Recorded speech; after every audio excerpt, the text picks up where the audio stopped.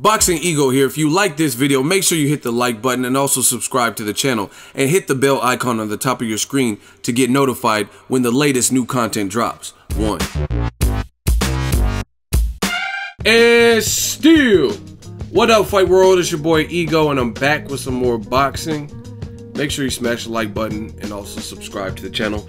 Post-fight, Gervonta Tank Davis versus Liam Walsh, Box Nation, Showtime. Now, congratulations to Tank Davis, and still remains undefeated, now improves to 18-0. He has a Deontay Wilder record in the sense of all of his fights have ended by KO or TKO, except for one, just like Wilder. And Bermain Stavern was the only person who survived the Wilder onslaught.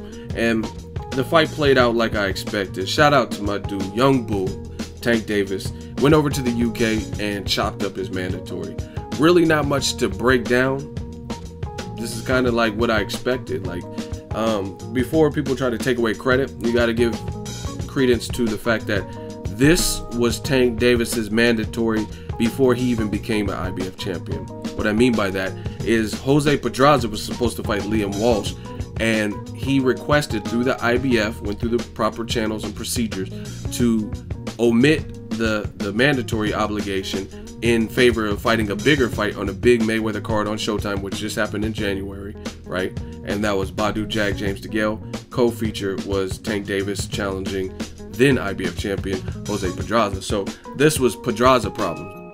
This was Walsh was Pedraza's mandatory, and they gave him the extension and said, hey, you can fight Tank Davis, but the winner, no matter who it is, has to fight Liam Walsh. So I don't want to hear, oh, why did he fight him, and who is Liam Walsh, and he was this and he was a bum. That's his mandatory. Golovkin fought Dominic Wade. This is no different, right? This is who he had to fight, right? And we just seen Tank in January against the champion. So I like this. I like how Mayweather's moving Tank Davis. I like what Tank's showing. As far as the stoppage, it ended in the third round. I don't know what Liam Walsh was in there doing. He clearly, and this is why I don't really, like, obviously I just told you I understand why this fight happened, but this is why fights like Pacquiao versus Jeff Horn, this is why nobody wants to see that fight, because it's different when you haven't fought at a world level, and I think that was apparent in the fight with Tank and Liam Walsh, right? When guys have only fought in their territory, in their own region, it's a different ball game. Some guys rise to the occasion, don't get it twisted. Some guys just are bigger than local stars or whatever. But Liam Walsh, most people, he had an 80% knockout ratio, but that didn't mean nothing when he got in there with a guy with skill who was a champion and came into his backyard and smoked him. You know what I'm saying? So that's why it's important to me and imperative that the guys, when it's a fight that doesn't need to happen, like I said, like Pacquiao, Jeff Horn, they need experience, because you're going up against Pacquiao. Like, I mean, to me, Jeff Horn's only shot of winning is if Pacquiao's just old, right? But experience plays a huge factor. Gervonta Tank Davis has 200 plus Emmys, 200 plus amateur fights. He just became champion. His confidence is sky high. He's with the right team. He's probably feeling good. Mayweather's giving him advice, and he showed up and he showed out in Liam Walsh's backyard. And that's why you need experience outside of your regions. You can't just fight guys like even Kell Brook. Kell Brook came over to the States and beat Sean Porter. Sean Porter's a dog. Sean Porter's, that's a good name, right? So that shows me something. That's why the Errol Spence Jr., he's doing just like Tank Davis, going in someone else's backyard, trying to dethrone them. So I respect it. This was a mandatory. As far as the fight, not much to break down. I don't really know what Liam Walsh was in there doing, because he was taller than Tank Davis, visibly taller than Tank Davis, and he was getting clubbed with combination shots, and he was giving up his height, bending down, his guard was low, and it was like he was just making himself a target and a sucker. And you don't want to do that with Tank Davis. He clearly has power in those gloves. His left hand is smoke, and I like the I like the varieties Tank has been showing his last two fights. Pedraza, he had to respect him. He was a challenger. Pedraza has a good punch.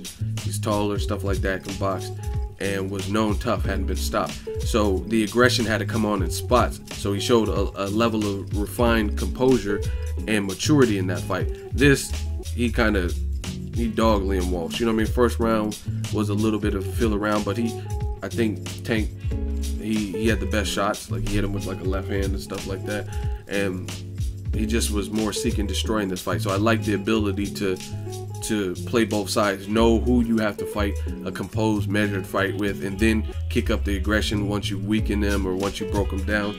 And then this, he just kind of, he knew Liam Walsh wasn't on his level, and that's what he said before the fight even happened, and that was apparent. I mean, this man went out here into Liam Walsh's backyard, despite all the stuff Liam Walsh and the Walsh brothers said. They were like, oh yeah, Floyd, you're a bum, and they were trash talking, and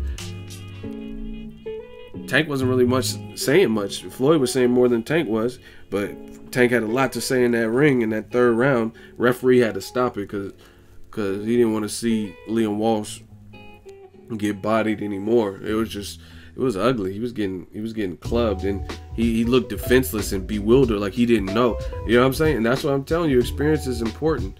Like, again, he was a mandatory. He worked himself up in that position, but it was evident he hadn't fought the elite level, because he looked like he didn't know what to do when he's hurt.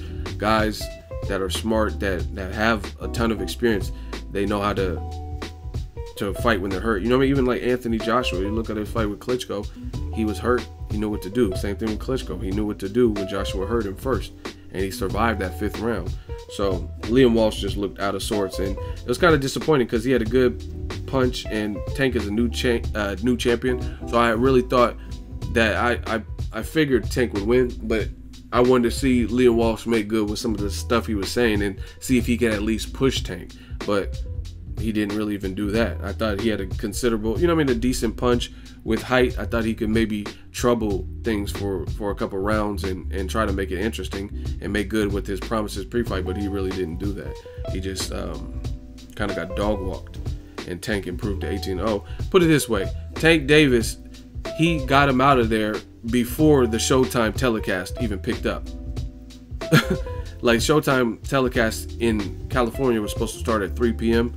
and Liam Walsh was knocked out like 2:15 or 2:20. You know what I mean? That fight was over.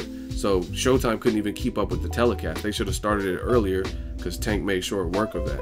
You know what I mean? By the time. So if you're watching the Showtime telecast, you might even be watching it and this video is already up. You know what I mean? The Showtime telecast is actually basically a re-air of what already happened. You'll see people on Twitter and stuff already talking about it. Props to my dude Tank. He did what he had to do, mandatory. I know people are going to be screaming Vasil Lomachenko. There's Tevin Farmer out there. And I'm just enjoying the journey. So hopefully him and his team sit together. Hopefully they don't keep him on a shelf. I like how he fought in January and he's already back. Destroyed his mandatory. And I want to see him fight another time. I mean, he didn't even take any damage really in his last 2 fights. So he definitely should be medically cleared and whatnot to make another appearance this year. And I think he's youthful now. He's 22.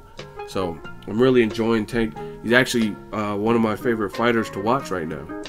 Just I like what he's doing in there. He's southpaw combination, got that mean streak, that Baltimore edge to him, and he's handling business. Let me know what you guys want to see. I would love to see Tevin Farmer next. I don't think the Lomachenko fight will happen next. That's just my opinion.